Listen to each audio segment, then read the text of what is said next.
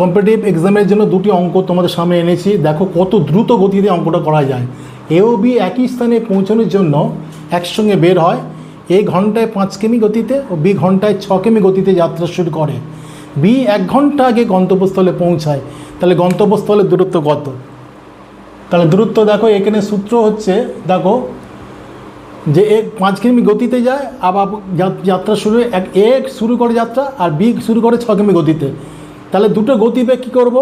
গুণ করব। দেখো তাহলে 5 গুণ 6 ডিভাইডেড বাই সূত্রটা কি? তাদের গতিবেগের বিয়োগফল, যেটা গতিবেগটা বেশি।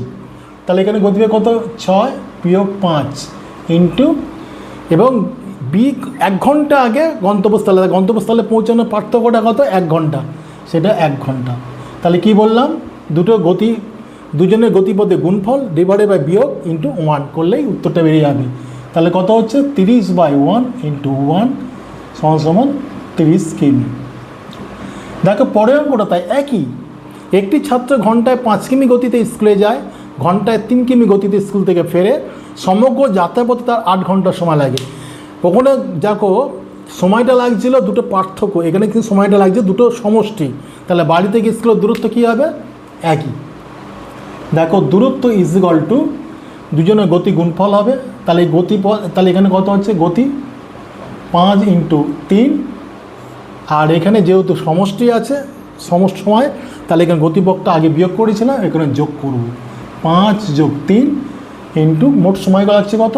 8 সমান কত হচ্ছে? 15/8 ইন্টু 8 সমান 15 কিমি। তার দূরত্ব কত? 15 কিমি। কত সংক্ষিপ্ত অঙ্ক করা যাচ্ছে না?